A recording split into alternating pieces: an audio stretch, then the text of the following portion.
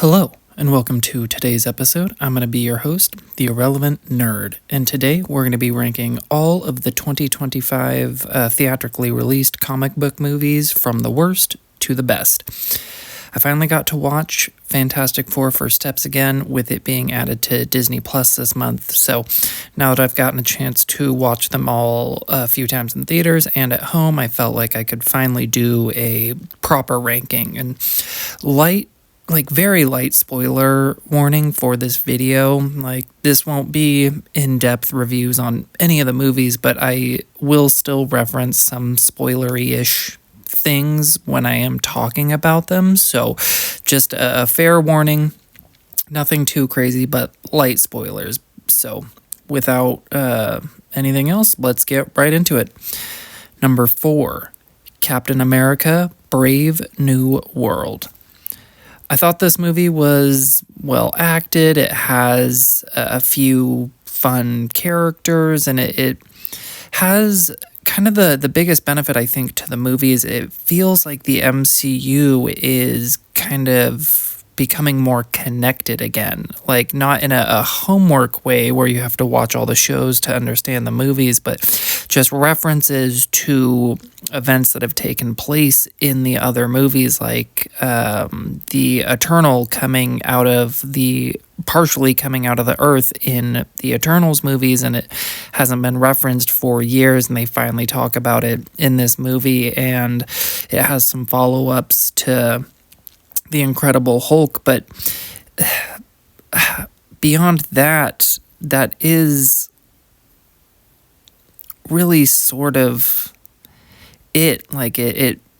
Speaking of the Hulk, it feels more like a Hulk movie, and the plot is very obviously stitched together through reshoots, and you can feel it just with certain character interactions being so one-on-one and not feeling like they're actually part of the movie, and it just has very lackluster action overall and just an extremely lackluster finale. And I do like Sam, and I think he's a good character, and I think he was the right choice to be the new Captain America, but I just don't know if this version of Captain America can be a very compelling lead to these movies without superpowers. Like, he has his wings and he has the shield, but when he's coming up to fight Red Hulk, it's hard not to roll your eyes at the concept of Sam Wilson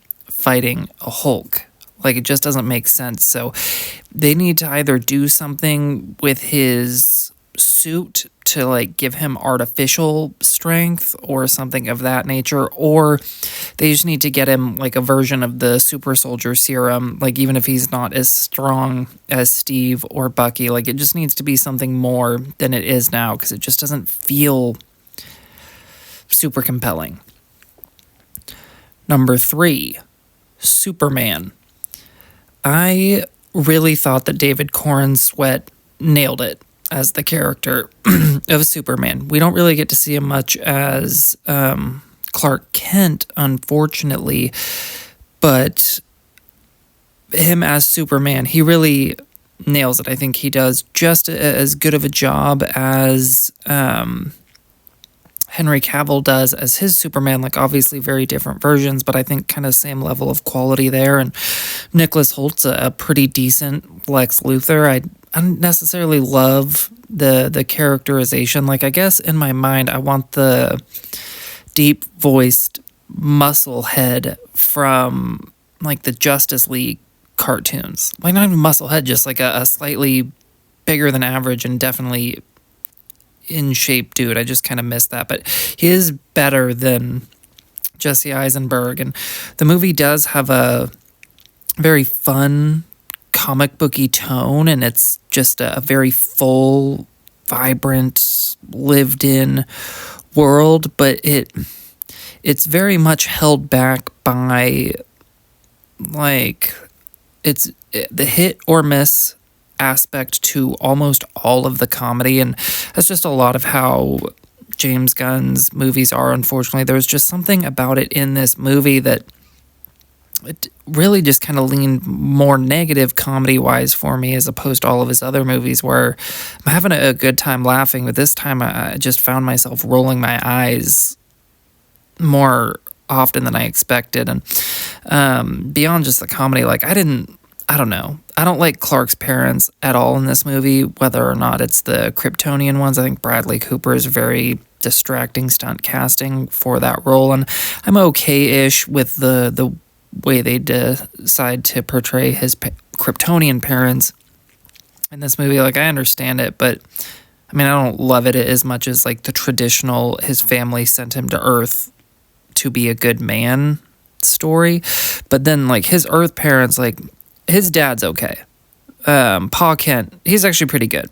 His mom is just so obnoxious and loud and grating with her terrible fucking accent. Like, I don't know. I really did not like that at all. And I don't like Lex using commands on Ultraman where I don't know, like, there's literally a move where Ultraman kicks Superman in the balls, which means that, like, Lex Luthor had a move to kick Superman in the balls, which is just another example of that childish comedy. But there'd have to be some sort of delay, and, like, Superman takes out the cameras that he's watching the fight, which, like, just exposes how this is a very obviously stupid plan because Superman is a super-powered being who can just laser that shit, and then what are you going to do without your eyes? Like, it just not, I don't know.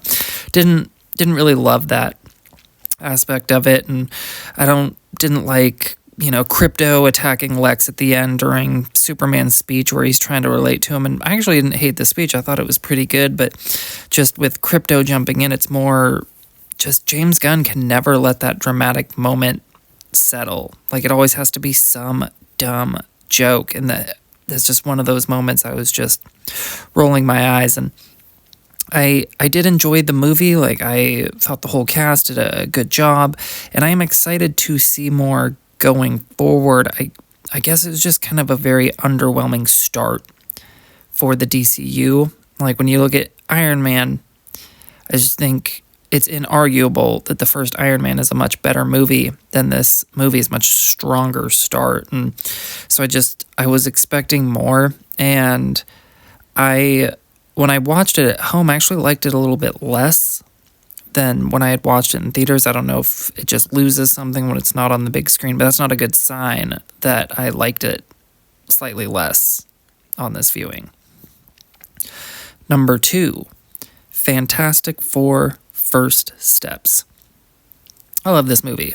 I thought the acting was so good. I thought they nailed the casting very well, and I was very, very not like, I didn't doubt that Pedro Pascal could do it because he's a good actor, but I just didn't see it. But I was pleasantly surprised, and these are all such lovable characters that feel so true to the comic book versions, and like they have a fun family dynamic in the movie that also feels true to the comic books. And the movie, it looks pretty good. The special effects are all very solid. There's a few CGI shots that are obvious, like most of the MCU movies, but the world itself looks very unique and just different. So it's kind of just this breath of fresh air for the MCU, and it's not really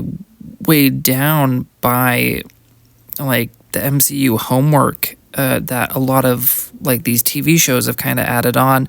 And one of the biggest problems with the Captain Marvel sequel, The Marvels, is you're not going to understand it unless you watch the prior movie in 2 different TV shows, which is a lot of homework for a movie that was like an hour and 45 minutes long. But this one just, it's unencumbered by that because it's on its own, it's in its own universe. Like, I believe it's Earth 828 instead of the 616. So I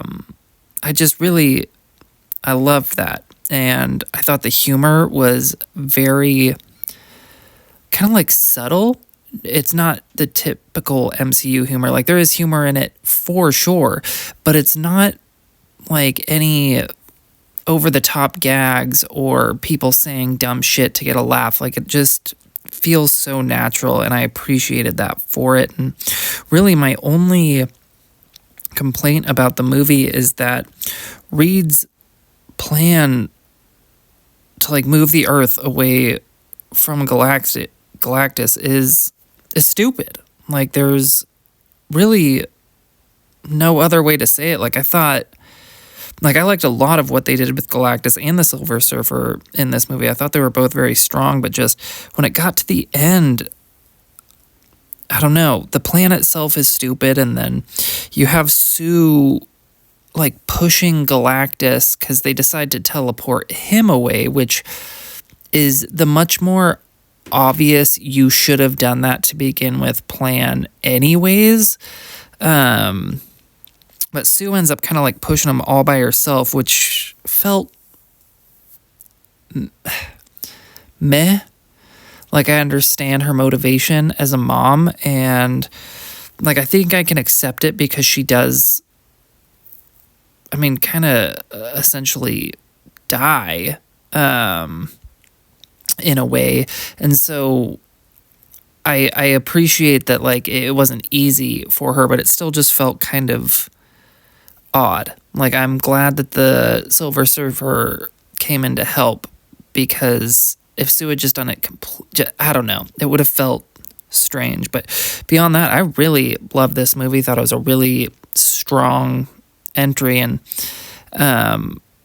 very excited for more of these characters, whether or not it's in the Avengers movies or another Fantastic Four movie. Like I really am just hoping we get a lot more, because I think they nailed it with the cast and the characterization. All right, but coming in at number 1, Thunderbolts. Obviously, this movie's so good. Great acting across the board. It's the fun group of misfits who form a family story, which I always enjoy, and it's done really well, and like the characters fit and make sense, and the movie looks good. Again, a few shots where you're like, that's very much CGI, but other than that, looks great. And another movie where the humor feels natural and effortless way more often than not. Like even some more of the over top comedic moments are like they're actually funny, and it doesn't feel like they're just trying to squeeze comedy into a moment that doesn't work. And the characters are relatable with their struggles, and just the movie's overall kind of message of struggles with mental health, like very relatable to a lot of people. But the movie actually just feels like it's about something. Like it's not just some superhero escapade for the sake of producing more MCU movies.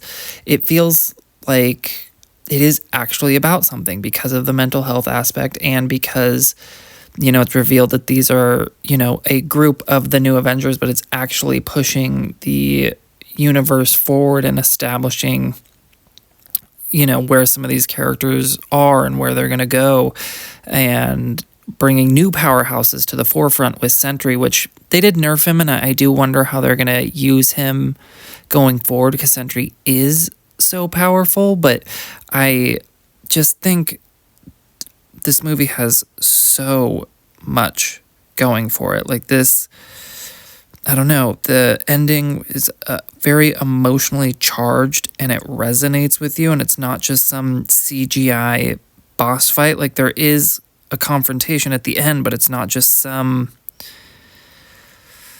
I don't know, noise on screen. Like it's an actual confrontation that feels personal, and I loved it. I loved this movie in all of the ways. It's a top 10, probably top 5 MCU movie, and it deserved better at the box office. Like this should have been a nearly $1 billion movie by itself, despite none of the characters being, you know, particularly huge in the MCU at any point, maybe beyond Bucky, because he is the Winter Soldier. But he's not even like the main person in the movie. So It just deserved better. Absolutely loved it. Probably, for me, probably maybe like a 10 out of 10 movie, 9.9 out of 10 movie. I don't know. It is so good. So, quick recap for you. Number 4, Captain America Brave New World. Number 3, Superman. Number 2, Fantastic Four First Steps. And coming in at number 1, Thunderbolts. Of course, as always, let me know what you think of my list down below. Let me know what your list is and how you would rank them, and let me know if I'm missing anything. I'm sure there are technically comic book movies that were released to some of the streaming services, but none that I really heard any rumblings about or any that caught my particular interest. But if you have one on there that you liked, point it out to me. I'd love some good recommendations to really kind of expand my nerd horizons. But I've got some more videos that I'm prepping that will be out very soon. I'm very excited about, so hopefully I'll catch you guys in the next one.